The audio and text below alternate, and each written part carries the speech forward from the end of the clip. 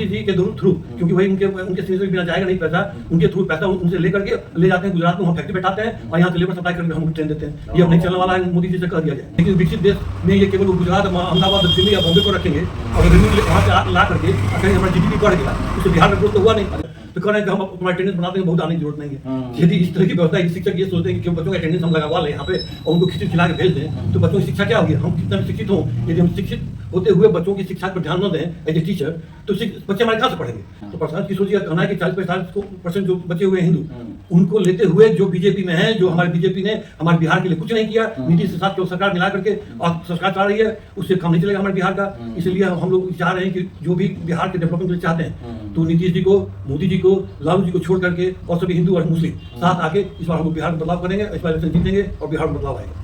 आज मैं बछवाड़ा विधानसभा में आया हूं, जहां पर एक बहुत बड़े जाने माने जनमानस में अपने दिल में छाप रखने वाले माननीय अशोक चौधरी जी हैं, जो जन स्वराज पार्टी से आते हैं। आइए मुलाकात करते हैं, बातचीत करते हैं कि प्रशांत किशोर जी बार बार कह रहे हैं कि हम बिहार को बदलने चले हैं। इनके नज़र में बिहार का स्वरूप क्या, रूपरेखा क्या है? सबसे पहले मेरे चैनल में आपको स्वागत है। मोहन जी, आपका बहुत बहुत धन्यवाद। अभी जो वर्तमान जो राजनीति चल रही है बिहार का, उसमें प्रशांत किशोर जी कह रहे हैं कि हम बिहार को बदलने चले, तो किस प्रकार बिहार बदले? जहाँ तक बिहार बदलने की बात है, उनका सबसे बड़ा मुद्दा बेरोजगारी और शिक्षा है। तो सबसे पहला काम है, बेरोजगारी उसी समय दूर होगी जब लोग शिक्षित होंगे और जब यहाँ इंडस्ट्रीज लगे, छोटे छोटे कुटीर उद्योग शुरू, तो ये दोनों चीज़ पर उनका बहुत अभी जोर है। नीतीश जी कहते हैं कि बिहार एक समतल जमीन है, बिहार में नदी तालाब कम संख्या है, अगर यहाँ कारखाना लगेगा कचरा हो जाएगा, पूरा बिहार प्रदूषित हो जाएगा। सवाल है नीतीश जी को ये नहीं समझ में आ रहा है कि वेस्ट मैनेजमेंट कैसे किया जाए। यदि नदी नाले पर ही हम लोग डिपेंडेंट रहेंगे, उन्हें गंदा कर देंगे, तो हम आप पेयजल कहाँ से लाएंगे? यदि नदी नाले, तो बोल रहे कारखाना खुलने से पूरा बिहार प्रदूषित हो जाएगा। यदि वो वेस्ट मैनेजमेंट नहीं करेंगे तो प्रदूषित तो हो ही जाएगा। ये आज भी जो है, जहाँ भी इंडस्ट्रीज है, तो हर जगह वेस्ट मैनेजमेंट का सबसे पहले व्यवस्था किया जाता है, तब इंडस्ट्री उसको अनुसार लगाई जाती है। तो यदि वेस्ट मैनेजमेंट का प्लान पहले तैयार किया जाए और इंडस्ट्री के अनुसार, तो मैं नहीं समझता हूँ कि नदी नाले की बहुत आवश्यकता होगी और बहुत गंदगी फैलेगी। आपके नज़र में कारखाना पूरे बिहार में लगना चाहिए? बिल्कुल लगना चाहिए। और हम अपने इंडस्ट्रीज का बहुत फॉर्म है, ये थोड़ी है कि यहाँ पर केवल आपका ऑयल का कुछ ऐसा प्लांट लगा दें जिससे कि प्रदूषण बढ़े ज़्यादा। यहाँ के अनुसार जो अपनी भूमि पर जो हम अच्छा से काम कर सकें, वो इन्वायरमेंट फ्रेंडली इंडस्ट्री हम लगाते हैं, इसमें कोई दिक्कत नहीं। इससे हम बिहार का विकास भी होगा और वेस्ट मैनेजमेंट हो, उससे प्रदूषण नहीं फैलेगा। पलायन को रोकने की बात कर रहे हैं प्रशांत किशोर जी बार बार, कैसे रोकेंगे? पलायन तो जहाँ तक रोकने की बात है, जब तक शिक्षा उद्योग नहीं आएगा यहाँ तब तक पलायन रुकना नहीं। तो हम प्रधान जी का कहना है कि दोनों चीज़ को मैं डेवलप करूँगा और हमारे बच्चे यहाँ से बाहर निकलेंगे। शिक्षा की बात करते हैं, नीतीश कुमार जी बीते 2-3 महीना पहले कई 10 लाख टीचर के रूप में बहाली किए हैं और अन्य सरकारी पदों में भी बहाली किए हैं। BPSC से टीचर बहाली किए हैं, तो शिक्षा तो बहुत दुरुस्त चल रहा है। शिक्षा दुरुस्त तब चलेगा जब एडमिनिस्ट्रेशन टाइट होगा। हम शिक्षक को यहाँ शिक्षा का एम्प्लॉयमेंट देने हैं और उन्हें हम किसी तरह का उन पर अंकुश नहीं लगा। बच्चों के वो किस तरह स्कूल में पढ़ाते हैं, उनका प्रोडक्शन हम बच्चों के रिजल्ट का नहीं देखें, तो शिक्षा का कोई सब मानता है नहीं। हम कितने भी शिक्षित लोग ले हमारे टीचर जाके घर जाके बैठे, वहाँ जाके यूट्यूब और व्हाट्सअप देखें। क्या लगता है कि यहाँ जो शिक्षक जो बहाली हुए हैं वो सब व्हाट्सअप फेसबुक पर व्यस्त रहते हैं? मैं जो अभी सुन रहा हूँ कॉलेज की स्थिति है, एक बच्चा हमारे पास आया हुआ था, हम क्या बोले हैं आपके टीचर कैसे पढ़ाने जा रहे हैं, तो कह रहे हैं कि हम तुम्हारा अटेंडेंस बनाते हैं, बहुत आने की जरूरत नहीं है। यदि इस तरह की व्यवस्था है, शिक्षक ये सोचते हैं कि क्यों बच्चों का अटेंडेंस हम लगवा लें यहाँ पे और उनको खिचड़ी खिला के भेज दें, तो बच्चों की शिक्षा क्या होगी? हम कितना भी शिक्षित हों, यदि हम शिक्षित होते हुए बच्चों की शिक्षा पर ध्यान न दें एज ए टीचर, तो बच्चे हमारे कहाँ से पढ़ेंगे? तो ये रिस्पॉन्सिबिलिटी, ये मोरल उन टीचरों में आना चाहिए। और यदि नहीं आता है तो कैसे लाया जाए एडमिनिस्ट्रेशन के थ्रू, कैसे उनको इम्पोज किया जाए, कैसे वो रिजल्ट के थ्रू हमें दिखलावें कि हमारे बच्चे इस ग्रेड के हैं। कहने का मतलब अभी एजुकेशन टीचर तो बहाल हो चुके हैं, लेकिन शिक्षक आपके अनुसार मजबूती से नहीं पढ़ा रहे हैं, कहीं ना कहीं वो अपने फेसबुक, सोशल मीडिया या अन्य चीज़ों पर व्यस्त रहते हैं। बिल्कुल सही कहा, क्योंकि एडमिनिस्ट्रेशन की कमी है, यही आपका कहना है? एडमिनिस्ट्रेशन की कमी है, मोरल डाउन है टीचर्स का। वो करते क्या है, अभी इलेक्शन में पूरे टीचर्स को लगा देंगे, तो बच्चे पढ़ेंगे कहाँ से? अभी आप जो है जनगणना के लिए सब टीचर्स को लगाए हुए हैं, तो ये टीचर का काम जनगणना करना, उसके लिए आप अलग एम्प्लॉयमेंट लीजिए, अलग एम्प्लॉयमेंट चाहिए, बिल्कुल होना चाहिए।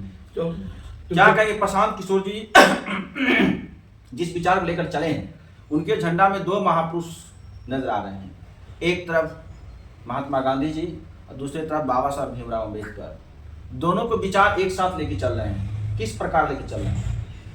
महात्मा गांधी जी ने बहुत ही अच्छा इस देश के लिए किया, इसे आज़ाद करवाया, एक उनकी विचारधारा थी और है जो आज भी पूरी दुनिया को मानती है।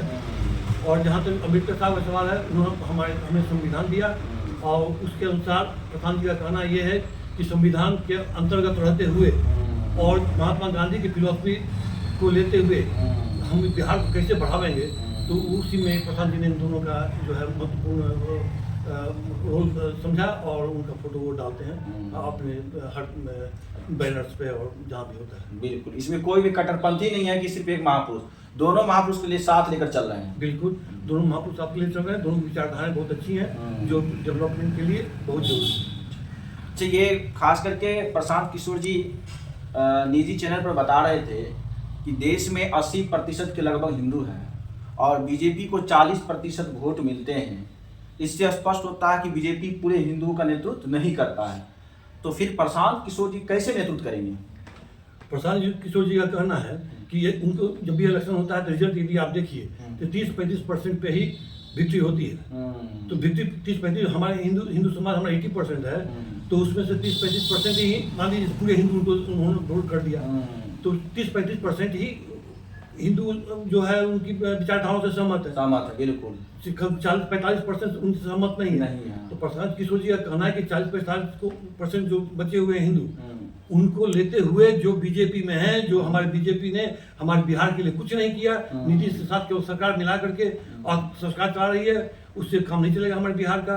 इसलिए हम लोग चाह रहे हैं कि जो भी बिहार के डेवलपमेंट के लिए चाहते हैं, तो नीतीश जी को, मोदी जी को, लालू जी को छोड़ करके और सभी हिंदू और मुस्लिम साथ आके इस बार हम लोग बिहार में बदलाव करेंगे, इस बार इलेक्शन जीतेंगे और बिहार में बदलाव आएगा। तो बीजेपी बार बार करेंगे 2047 तक भारत विकसित देश बना देंगे, कहाँ तक सही लग रहा है?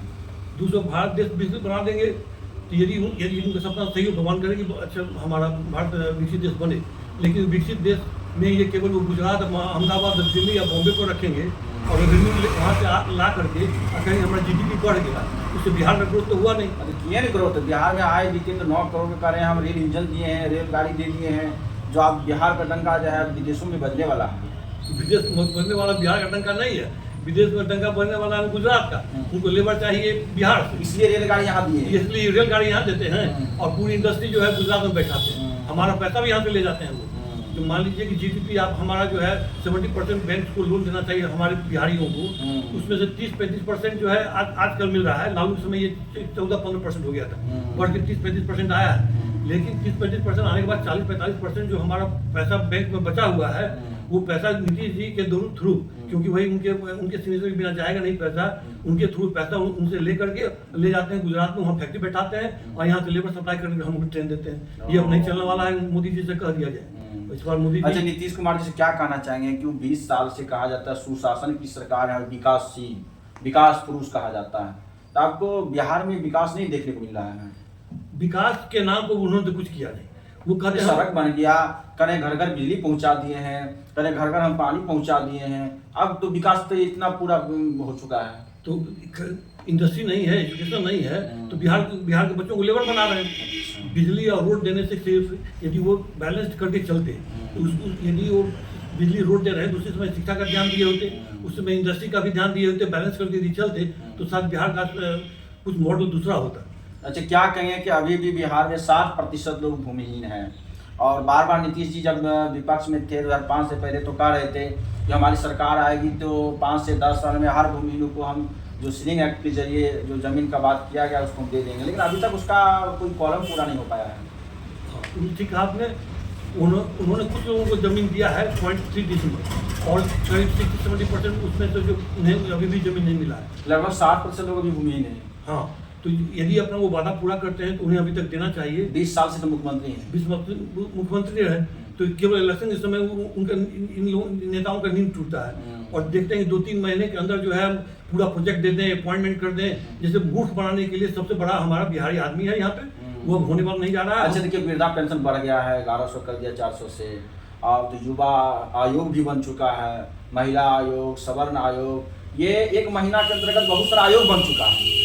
ये सब लुभावना इनका जो है जुमला है। ये 2 महीने के बाद ये सब फिर वो ज्यों के त्यों बस्ते में रह जाएंगे, फिर भंग हो जाएगा आयोग, सब खत्म हो जाएगा। कुछ नहीं होगा, जुमला देके वो चाहते हैं कि सब वोट के दे करके फिर 5 साल बिहारी बच्चों को गरीब बना के रखे, अनएजुकेटेड बना के रखे। वो हम लोग समझ चुके हैं, बिहारी लोग समझ चुके हैं। इस बार उनका ये चलने वाला जुमला नहीं। आखिरी क्या कहना चाहेंगे कि आप बसवाड़ा विधानसभा से बहुत कड़ी मेहनत कर रहे हैं और जन स्वराज के बहुत समर्पित कार्यकर्ता हैं, तो अपने बसवाड़ा विधानसभा के लोगों को और बिहार वासियों को क्या कुछ संदेश देना चाहेंगे? इस बार में एक ही संदेश है। इस बार प्रशांत किशोर जी का हाथ मजबूत करें, जन स्वराज जो जनता की पार्टी है उसको मजबूत करें और इस बार किसी भी जुमले में न पड़े और किसी प्रलोभन में न पड़े और जन स्वराज पार्टी को जिताएं, विजय बनावें, जिससे शिक्षा, उद्योग, इकोनॉमिक जो है सॉल्यूशन बिहार में आवे और हम बिहार का सबसे बड़ा प्रोग्रेस हो, यही प्लान है। चलिए, तो हमारे साथ माननीय अशोक चौधरी जी हैं जो उन्होंने बताया कि बिहार जुमलों पर नहीं चलेगा, बिहार में शिक्षा, रोजगार, उद्योगीकरण होना चाहिए। इसके लिए प्रशांत किशोर जी के हाथों को मजबूत करें। आप क्या कहना कुछ चाह रहे हैं? लाइक, कमेंट, शेयर कीजिए। धन्यवाद।